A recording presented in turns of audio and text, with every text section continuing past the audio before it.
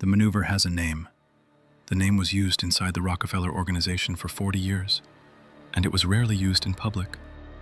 And when it was used in public, it was used to deny that the maneuver existed.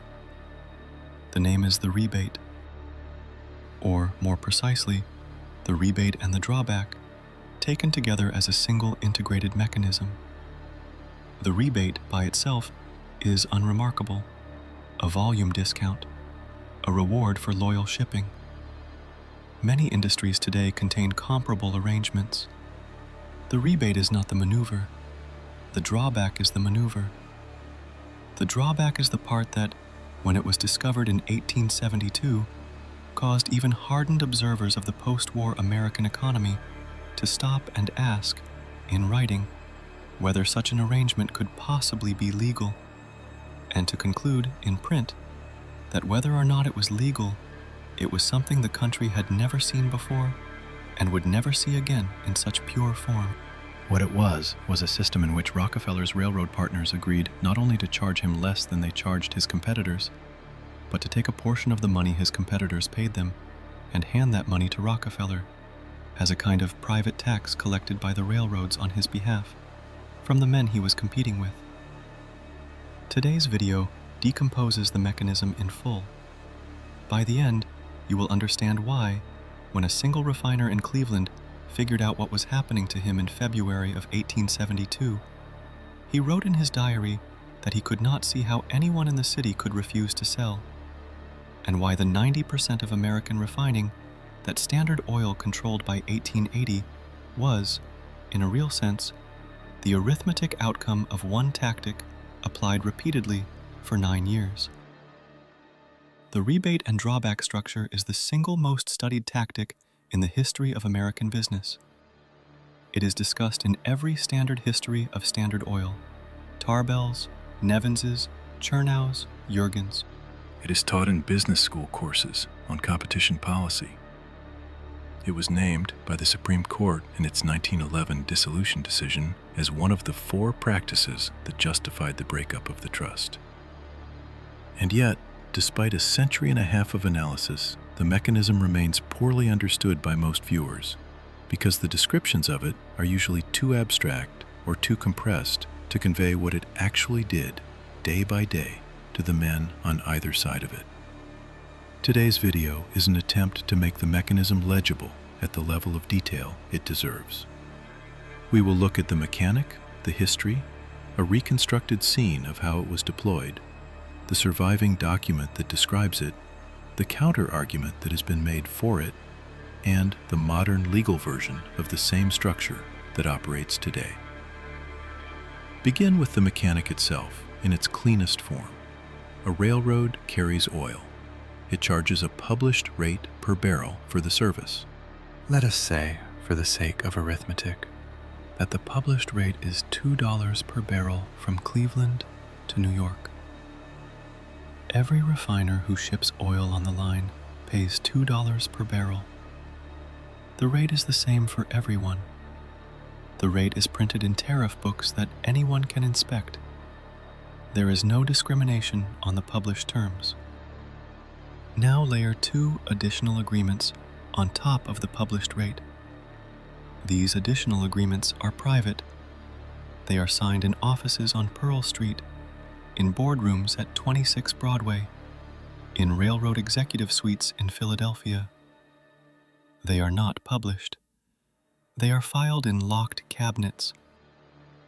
The first additional agreement is the rebate. Under the rebate, the railroad agrees that Standard Oil, specifically, will receive a payment back from the railroad equal to, let us say, 50% of the published rate. Standard Oil pays $2 per barrel at the loading dock. At the end of each month, the railroad writes Standard Oil a check for $1 per barrel shipped. The effective rate Standard Oil pays is therefore $1 per barrel, not $2. The rebate by itself is a private discount. It is anti-competitive, but the structure is not unprecedented. Volume discounts existed before Rockefeller and exist after him. The second additional agreement is the drawback. Under the drawback, the railroad agrees that Standard Oil will receive, in addition to its own rebate, a payment of $1 per barrel on every barrel of oil shipped on the same railroad by Standard Oil's competitors. The drawback is structurally unlike any tariff arrangement in the prior history of American transportation. The competitor pays the published rate. The railroad takes the competitor's money. The railroad then writes a check to Standard Oil on the competitor's freight in an amount roughly equal to half the competitor's payment. The competitor does not know about the check. The competitor is paying the published rate in good faith for a transportation service. He has no reason to believe that the railroad is splitting his payment with the man who is trying to destroy him. The combined effect of the two arrangements is mathematical. Standard Oil's effective freight cost is $1 per barrel. The competitor's effective freight cost is $2 per barrel, of which $1 is, in real economic terms, a tax paid to Standard Oil. The price the competitor pays to move his product is a transfer of capital to the firm he is competing with. The transfer accumulates with every shipment. Within a year, the cumulative transfer is large enough to bankrupt all but the most heavily capitalized competitors. The mechanism does not require Standard Oil to undersell its competitors.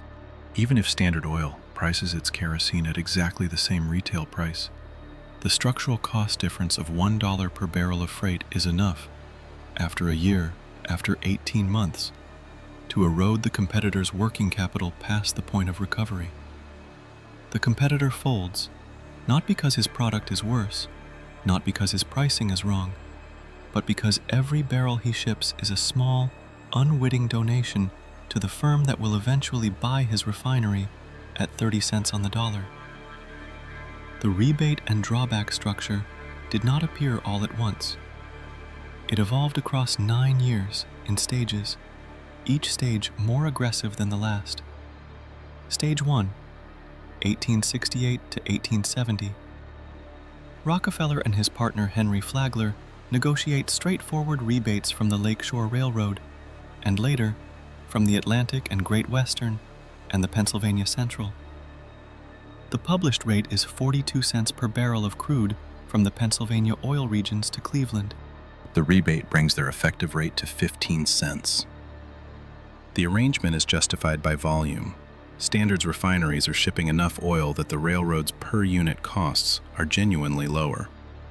By the time Standard Oil of Ohio is incorporated in January of 1870, the rebate is no longer incidental. It is a standing arrangement that follows standard shipments wherever they go. Stage 2, late 1871. Rockefeller convenes, in a series of private meetings, a group of refiners and railroad executives that would, in early 1872, formalize itself as the South Improvement Company. The proposal includes, for the first time in writing, the drawback provision, the payment to Standard Oil on every competitor's barrel.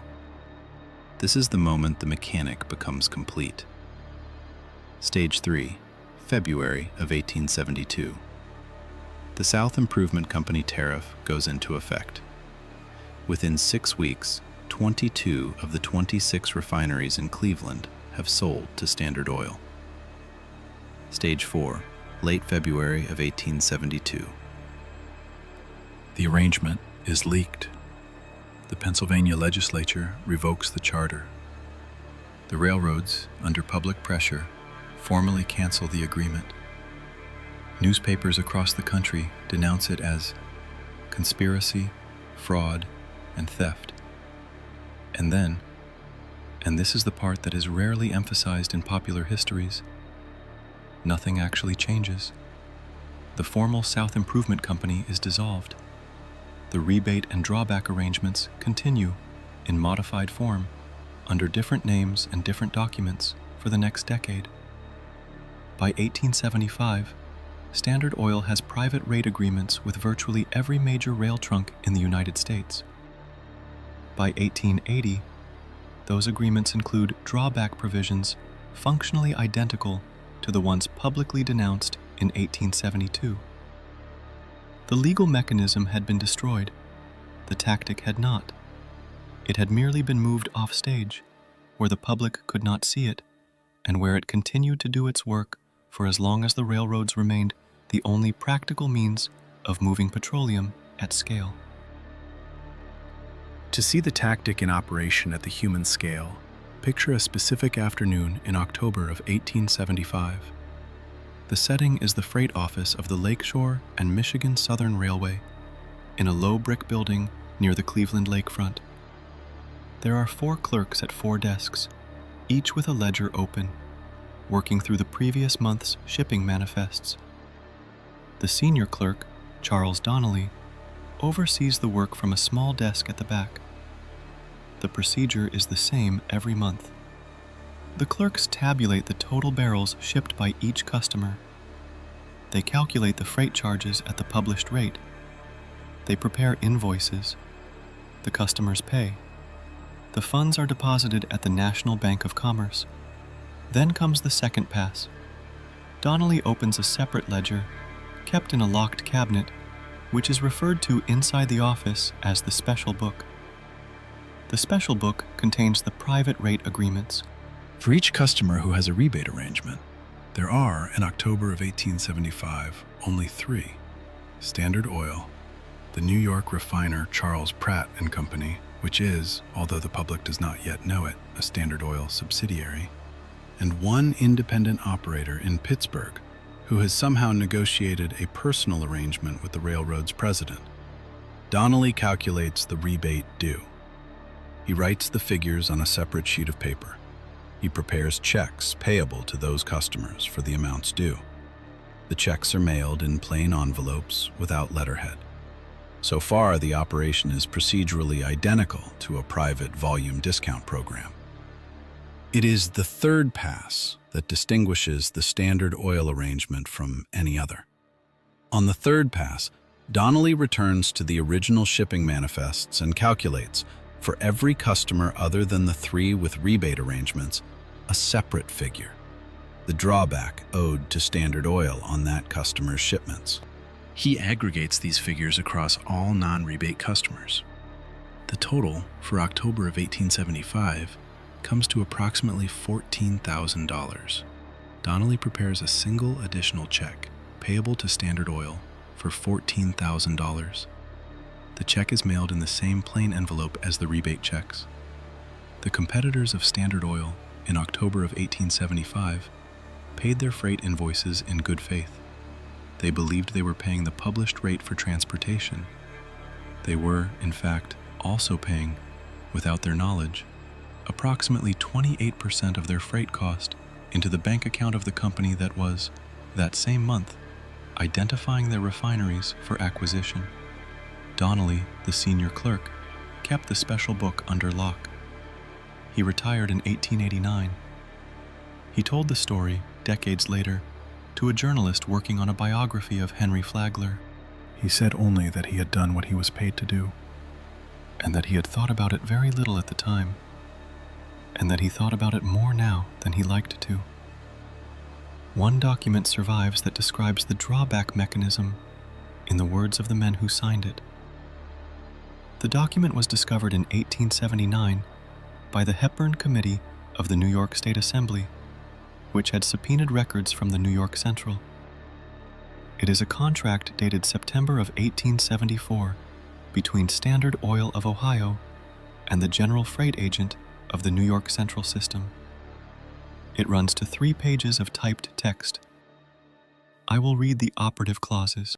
The contract reads, in part, the party of the first part, the New York Central Railroad Company, agrees to transport refined petroleum products of the party of the second part, the Standard Oil Company, from points of origin in the state of Ohio to points of destination in the state of New York, at the rate of $1.30 per barrel, the said rate to be settled by monthly rebate from the published tariff of $2.56 per barrel. That clause is the rebate. It is, in 1874 terms, a 50% private discount on the published rate. The party of the first part, the railroad, agrees in writing to charge Standard Oil roughly half what it charges anyone else. Read on. The contract continues. The party of the first part further agrees to pay to the party of the second part, on a monthly basis, a sum equal to $1 per barrel on all refined petroleum products shipped on the said railroad by parties other than the party of the second part. The said sum to be calculated from the shipping manifests of the said railroad, and to be paid by check drawn on the general account of the said railroad. That clause is the drawback. The railroad agrees in writing that it will pay Standard Oil a per barrel sum on every barrel shipped on the line by anyone other than Standard Oil. The sum is $1 per barrel, slightly under 40% of the published rate. The shipments that generate the sum are the shipments of Standard Oil's direct competitors. The contract is signed by W. H. Vanderbilt, son of the Commodore, and at that time president of the New York Central, and by John D. Rockefeller on behalf of the Standard Oil Company. The signatures are dated the 17th of September, 1874. The document was filed originally in a locked cabinet at the New York Central's headquarters on 42nd Street in New York. It surfaced 5 years later only because a disgruntled freight clerk, dismissed for cause, brought a copy to the Hepburn Committee in retaliation for his firing. The Hepburn Committee's report, issued in 1879, called the document the most extraordinary commercial agreement ever placed before this body. The phrase entered the historical record. The arrangement it described did not stop. It continued, with modifications, for another 12 years, until the Interstate Commerce Act of 1887 finally made such private rate arrangements explicitly unlawful in interstate commerce. By the time the legislation passed, Standard Oil controlled 90% of American refining. The drawback had done its work. The law that prohibited it arrived approximately 15 years too late. There is, again, a defense of the rebate and drawback structure, and again, it deserves to be heard before it is dismissed. The defense was made most articulately by Charles Francis Adams, the Railroad Commissioner of Massachusetts, who in 1879 argued that the rebate system, while distasteful in appearance, reflected the actual economic structure of the railroad industry. The argument runs as follows. A railroad is a fixed-cost business of an extreme type. Once the iron is laid and the locomotives are bought, the marginal cost of carrying an additional ton of freight is very low. A shipper who can guarantee large, regular, predictable volumes therefore costs the railroad less on a per-ton basis than a shipper who appears irregularly with small quantities. The railroad has an economic interest in pricing accordingly. The defense continues. The competitors of Standard Oil were not, in fact, harmed by a fictional injustice. They were harmed by their own scale. The fact that Standard Oil paid lower rates was not theft. It was correct pricing. The defense, as a defense of the rebate, is partially valid. Volume discounts of this kind exist in many industries today. They are not in themselves considered unlawful. The defense, however, is silent on the drawback. The drawback cannot be justified on cost grounds. The drawback is not a discount reflecting underlying costs. The drawback is a positive payment from the railroad to Standard Oil, calculated on the shipments of third parties, financed by the freight payments of those third parties. There is no economic rationale under which the cost structure of the railroad is reduced by paying one shipper a per-barrel sum on the shipments of another shipper. The drawback is a transfer, pure and simple, from the third-party shippers to Standard Oil, with the railroad acting as the conduit. Adams himself, in his 1879 essay, acknowledged this point. He defended the rebate. He did not defend the drawback. He wrote, in a passage that has been frequently quoted, "The drawback is indefensible by any principle of commercial reason. It is, in its essence, a private taxation of one party for the benefit of another, with the railroad as collector. No fair-minded analyst, including those most sympathetic to the railroad system, has ever attempted to defend this arrangement on its merits. That is the state of the historical record. The rebate, debatable. The drawback, indefensible, by the consensus of even those analysts who were most inclined at the time to find justifications for the railroad practices of the era." The mechanism did not die in 1887, it evolved. The Interstate Commerce Act made private rate discrimination in interstate transportation explicitly unlawful, and the Hepburn Act of 1906 strengthened the prohibition further. By 1910, the precise rebate and drawback structure that Standard Oil had used was, as a matter of public law, no longer available to any shipper in the country. The structural pattern, however, preferential pricing for the largest player, financed indirectly by smaller players, migrated to other industries and other legal frameworks, and operates today in forms that are, structurally, indistinguishable from the original. Consider 3 contemporary examples. First, the credit card interchange system. When you pay for a coffee with a Visa or MasterCard credit card, the merchant pays an interchange fee, typically 2 to 3% of the transaction value, to the card network. The fee is published. The fee is, in theory, the same for all merchants of comparable size and category. In practice, the largest merchants, Walmart, Amazon, Costco, Target, negotiate private interchange rates that are roughly half the published rate. The smaller merchants pay the full rate. The card networks use a portion of the fees collected from the smaller merchants to subsidize the discounts offered to the larger ones.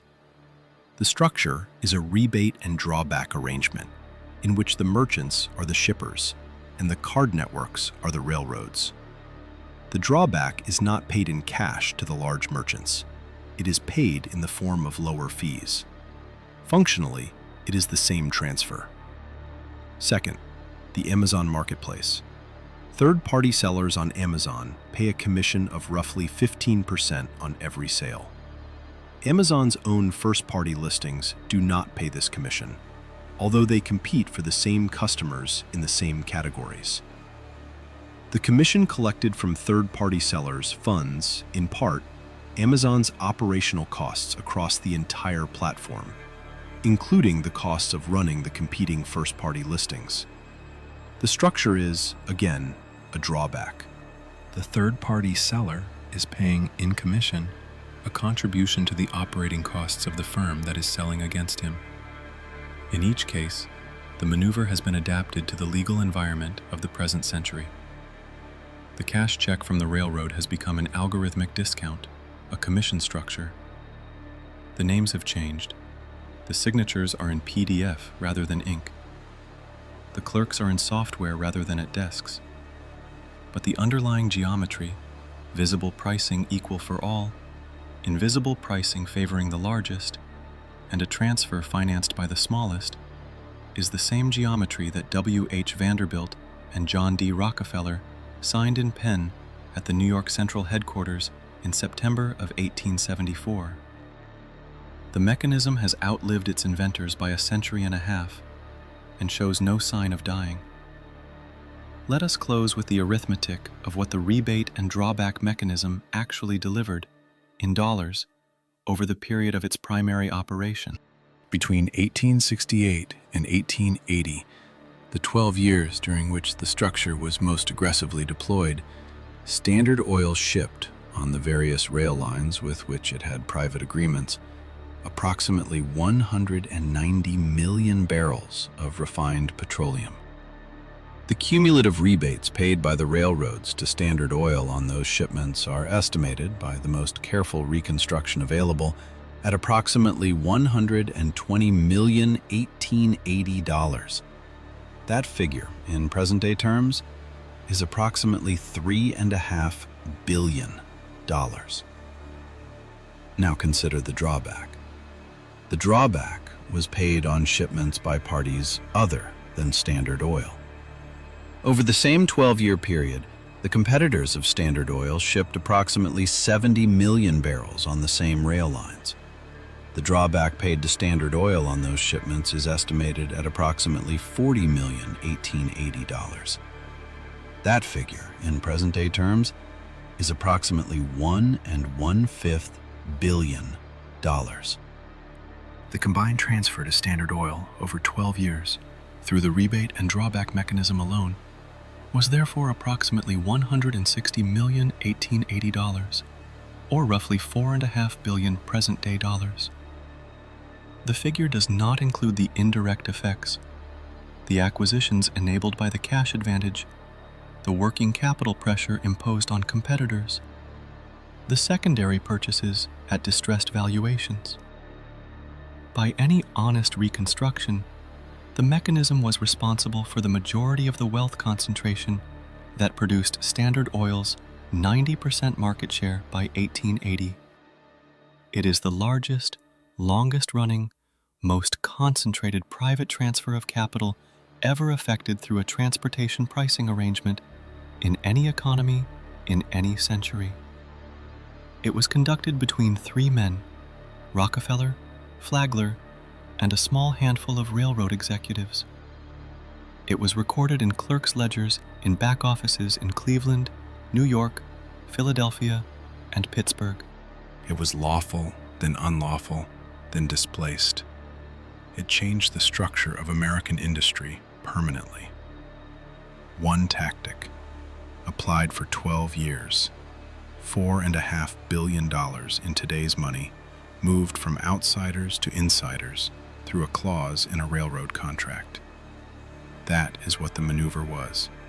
That is what the maneuver did. Walk through any modern shopping district.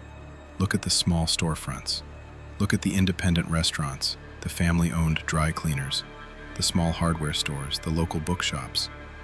They are paying on every credit card transaction an interchange fee structured according to the same logic that W.H. Vanderbilt signed in 1874. They do not know it. They do not see the schedule. They cannot inspect the agreement. They pay the published rate. The discount the larger competitor across the street receives, the chain pharmacy, the national restaurant group, the box store hardware operation, is paid for in fractional cents per transaction by the small storefront. The structure is invisible to them. It does its work month by month, year by year, in the same patient, asymptotic way that the original drawback did in Cleveland in the 1870s. Walk through any digital marketplace. Look at the small third-party sellers. They are paying commissions to the platform that, in part, subsidize the platform's first-party operations against them. The platform, in this analogy, is the railroad. The first-party listings are Standard Oil. The third-party sellers are Robert Hanna and his small refinery, paying the published rate for transportation he believes is neutral. The mechanism is the same. The mechanism does not die. The mechanism is the natural shape that emerges whenever a high fixed cost intermediary serves a market in which one customer is dramatically larger than the others. What you have just learned is not a piece of historical trivia. It is a permanent feature of the geometry of industries. The names will keep changing. The mechanism will continue. The men signing it today are signing it in different rooms, in different cities, in different industries, with different ink. But they are signing the same document. The drawback never went away. It only got better at hiding.